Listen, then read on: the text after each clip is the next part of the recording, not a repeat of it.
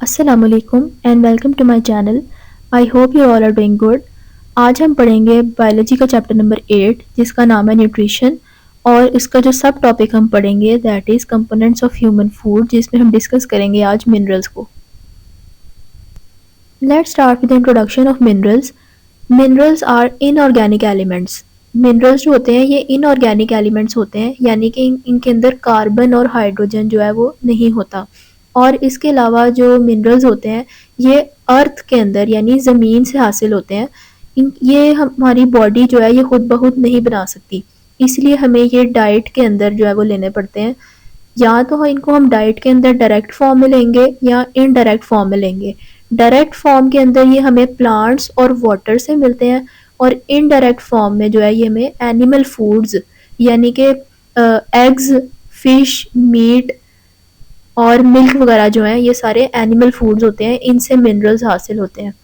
और मिनरल्स जो हैं ये बेसिकली हमारी हेल्थ यानी हमारी सेहत को मेंटेन करने के लिए बहुत इंपॉर्टेंट होते हैं. Now let's discuss the types of minerals. Minerals जो होते हैं ये टू टाइप्स के होते हैं. First one is major minerals and the second one is trace minerals. अब मेजर मिनरल्स वो होते हैं जो हमें 100 मिलीग्राम या उससे ज़्यादा पर डे रिक्वायर होते हैं यानी हमें एक दिन में 100 मिलीग्राम से ज़्यादा चाहिए होते हैं. और ट्रेस मिनरल्स वो होते हैं जो हमें 100 मिलीग्राम से कम अमाउंट में चाहिए होते हैं पूरे दिन में. Now we will discuss some major minerals जिसके अंदर सबसे पहले सोडियम आ जाता है. सोडियम जो है ये एक मेजर मिनरल है और इसका फंक्शन क्या होता है बॉडी में, fluid balance in the body and helps in absorption of other nutrients यानी दूसरे न्यूट्रिएंट्स को एब्जॉर्ब कराने के लिए हेल्प करता है बॉडी में. और सेकेंडली फ्लूइड बैलेंस करता है यानी अब बॉडी के अंदर जो हम वाटर इनटेक करते हैं उसको हम वाटर का या फ्लूइड का इनटेक कहते हैं. वो हमारी डाइट की फॉर्म में भी वाटर हो सकता है, जैसे कुछ फ्रूट्स होते हैं जिसके अंदर वाटर ज़्यादा होता है. और सेकेंडली जो है वो डायरेक्टली भी वाटर हो सकता है. अब हमारी बॉडी को जितना वाटर रिक्वायर होगा उतना वो उसको यूज़ करेगी और जितना एक्स्ट्रा वाटर होगा बॉडी के अंदर वो उसको बॉडी से निकाल देगी यानी एक्सक्रीट कर देगी. इसको हम वाटर लॉस कहते हैं. अब जितना वाटर इनटेक है अगर उससे ज़्यादा बॉडी से लॉस हो जाए तो हमारी बॉडी का जो वाटर बैलेंस है वो ख़राब हो जाता है. तो ये जो फ्लूइड बैलेंस होता है बॉडी के अंदर सोडियम इसको मेंटेन करता है. Second is potassium. पोटेशियम जो है इसका भी मेजर फंक्शन ये है कि इसने भी फ्लूइड बैलेंस करना है बॉडी में. और सेकेंडली ये एक्ट्स एज अ को फैक्टर फॉर इंजाइम्स. अब इंजाइम के अंदर कुछ को फैक्टर्स होते हैं, पोटेशियम उसके अंदर एक मेजर को फैक्टर के तौर पे काम करता है. Third one is chloride.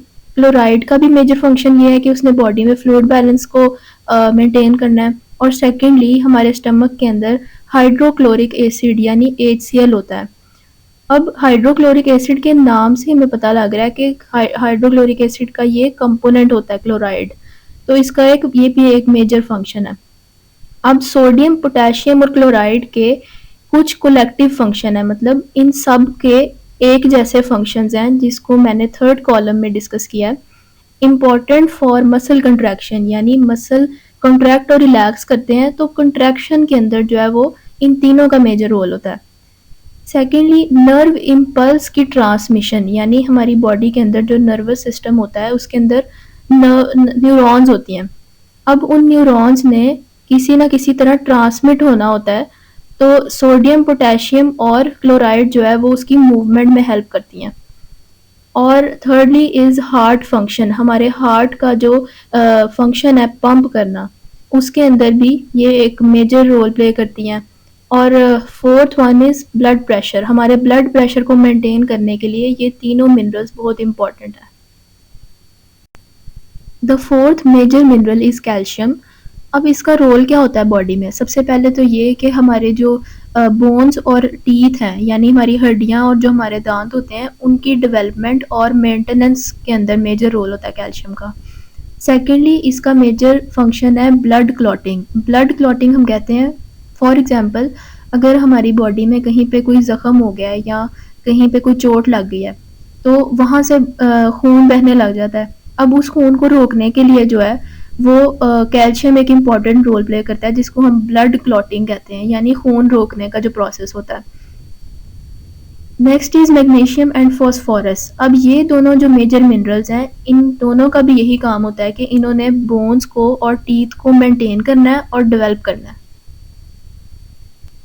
अब हम डिस्कस करेंगे ट्रेस मिनरल्स के फंक्शंस को। So first trace mineral is iron. Iron जो होता है, इसका काम हमारी बॉडी के अंदर ऑक्सीजन का ट्रांसपोर्ट करना होता है, यानी जो हम अपने सांस से ऑक्सीजन इनहेल करते हैं, इसने उस ऑक्सीजन को पूरी बॉडी में ब्लड के थ्रू जो है वो ट्रांसफ़र करना होता है। और सेकंड वन इज जिंक।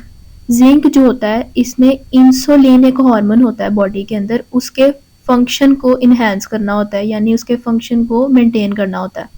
अब इंसुलिन एक ऐसा हार्मोन है जो कि हमारी बॉडी के अंदर ग्लूकोज लेवल को कम करता है। इसका सेकंड फंक्शन ये है कि इसने हमारी ग्रोथ और रिप्रोडक्शन में हेल्प करवानी है।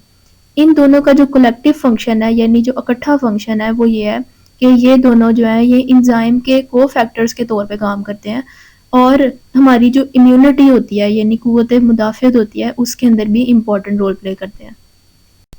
The next trace mineral is copper. जो कॉपर होता है, ये भी इंजाइम के को फैक्टर के तौर पे काम करता है। Chromium helps in insulin action. जो इंसुलिन का फंक्शन होता है, उसके अंदर क्रोमियम जो है ये जिंक के साथ मिलकर उसका फंक्शन इन्हेंस करता है। Next is fluoride. फ्लोराइड जो है ये हमारे टीथ के लिए बहुत ज़रूरी होते हैं। अब जो फ्लोराइड है, ये जो हमारे टीथ की बाहर वाली लेयर होती है जिसको हम इनेमल कहते हैं, उसको स्ट्रॉन्ग बनाता है। आप लोगों ने अक्सर फ्लोराइड के टूथपेस्ट देखे होंगे, उनका यही फंक्शन होता है कि टीथ को स्ट्रॉन्ग बना सकें। Next one is iodine.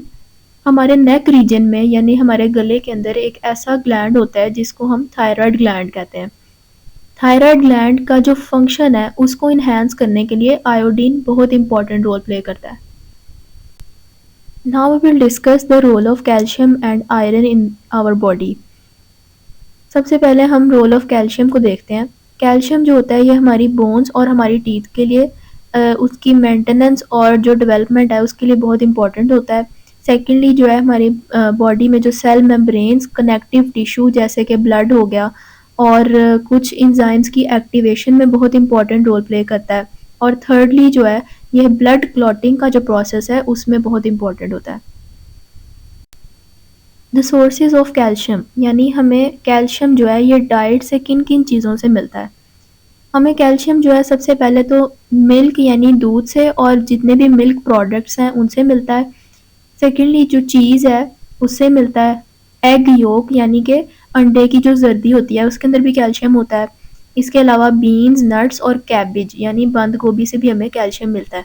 इसके अलावा जो जितने भी लीफी ग्रीन वेजिटेबल्स होते हैं जिसके ग्रीन कलर के लीव्स होते हैं जैसे पालक वगैरह, उससे भी हमें काफ़ी कैल्शियम जो है वो रिच क्वांटिटी में मिलता है। डेफिशिएंसी ऑफ कैल्शियम, यानी अगर हमारी बॉडी में कैल्शियम की कमी हो जाए तो उससे हमारी बॉडी को क्या अफेक्ट होगा। सबसे पहले तो कैल्शियम की कमी की वजह से एक डिजीज़ होती है जिसको हम कहते हैं टेटनी। इसके अंदर ये होता है कि जो नॉर्मल स्पीड में हमारी नर्व इम्पल्सेस जा रही होती हैं, यानी न्यूरॉन्स जो होते हैं, नर्व सेल्स जो होते हैं, एक नॉर्मल स्पीड पे जा रहे होते हैं, वो बहुत ज़्यादा स्पीड में जाने लग जाते हैं, जिसकी वजह से जो है हमारी मसल्स के अंदर क्रैम्पिंग स्टार्ट हो जाती है, यानी मसल्स जो है वो अकड़ना शुरू हो जाते हैं। इसके अलावा जो है हमारी बोन्स जो है वो सॉफ्ट होने लग जाती हैं, नरम हो जाती हैं, और अगर हमें कहीं पे कोई चोट वगैरह लग जाए तो वहाँ से खून बहने लग जाता है और वो बहुत स्लोली हील करते हैं वुंड्स, यानी खून जो है अगर वो निकलने लग गया हमारे ज़ख्मों से तो वो बहुत देर से रुकता है, और हमारे जो ज़ख्म होते हैं वो बहुत देर से जो है वो भरते हैं। अब हम डिस्कस करेंगे द रोल ऑफ आयरन, यानी आयरन हमारी बॉडी के लिए क्यों ज़रूरी होता है। सबसे पहले तो आयरन जो है ये हमारी बॉडी में जो ऑक्सीजन की ट्रांसपोर्टेशन है उसके लिए बहुत इंपॉर्टेंट होता है। It is the component of haemoglobin in red blood cells and myoglobin in muscle cells. अब हमारे जो रेड ब्लड सेल्स होते हैं ब्लड के अंदर, उसका एक मेजर कंपोनेंट होता है हीमोग्लोबिन। हीमोग्लोबिन ने जो है वो ऑक्सीजन की ट्रांसपोर्ट करनी होती है पूरी बॉडी के अंदर। अब हीमोग्लोबिन जो है ये रेड ब्लड सेल का कंपोनेंट होता है, और जो मायोग्लोबिन होता है ये मसल सेल्स का कंपोनेंट होता है। इन दोनों का काम यही होता है कि इन दोनों ने ऑक्सीजन की ट्रांसपोर्ट करनी होती है, जिसके लिए आयरन बहुत इंपॉर्टेंट होता है। Next is cellular energy production also requires iron. It acts as a cofactor for many enzymes of cellular respiration. यानी cellular respiration जो होती है ये हमारी बॉडी के अंदर या सेल्स के अंदर जो है एनर्जी बनाने का प्रोसेस होता है। उसके लिए जो इंजाइम्स हैं उनके को फैक्टर के तौर पे काम करता है आयरन। और यानी बेसिकली हमारी बॉडी के अंदर जो एनर्जी बनाने का प्रोसेस है उसके लिए आयरन बहुत इंपॉर्टेंट होता है। इसके अलावा जो बॉडी की इम्यूनिटी है उसको स्ट्रॉन्ग बनाने के लिए भी आयरन बहुत इंपॉर्टेंट होता है। सोर्सेज ऑफ आयरन, यानी आयरन हमें डाइट से किन किन चीज़ों से मिलेगा। रेड मीट यानी गोश्त से, एग योक यानी अंडे की जर्दी से, होल व्हीट जो होता है वो गंदम का आटा है उसके अंदर भी आयरन होता है। नेक्स्ट इज फिश, मछली से हमें आयरन मिलता है। इसके अलावा स्पिनिच यानी पालक से, मस्टर्ड और साग से, और इसके अलावा जो लीफी ग्रीन वेजिटेबल्स होते हैं उनके अंदर भी बहुत ज़्यादा आयरन होता है। अगर हमें आयरन की डेफिशिएंसी यानी अगर आयरन की कमी हो जाए तो उससे हमें एक डिजीज़ होती है जिसको हम आयरन डेफिशिएंसी एनीमिया कहते हैं। अब एनीमिया के अंदर क्या होता है कि जो हमारी बॉडी के अंदर नॉर्मल रेड ब्लड सेल्स होते हैं उनकी डेफिशिएंसी हो जाती है, यानी वो कम हो जाते हैं हमारे ब्लड के अंदर, जिसको हम खून की कमी भी कहते हैं। ये एक बहुत इंपॉर्टेंट पॉइंट है कि good calcium nutrition along with low salt and high potassium intake prevents from hypertension and kidney stones. यानी अगर हम अपनी डाइट के अंदर एक अच्छी अमाउंट ले रहे हैं कैल्शियम की, इसके अलावा अगर हम जो सॉल्ट का इंटेक है उसको कम कर दें और पोटेशियम इंटेक को ज़्यादा कर दें, तो ये हमें जो है हाइपरटेंशन और किडनी स्टोन से जो है वो महफूज रखता है। यानी हाइपरटेंशन जो है ये हम हाई ब्लड प्रेशर को कहते हैं, और किडनी स्टोन जो है ये हम गुर्दे की पथरी को कहते हैं। तो अगर हम ये चीज़ें अपनी डाइट में अच्छे तरीके से लेंगे तो ये हमें हाइपरटेंशन और किडनी स्टोन से महफूज रखता है। सो आई होप दैट आज का लेक्चर आपको समझ आया होगा, और अगर समझ आया है so do like, comment and share and subscribe to my channel. Thank you.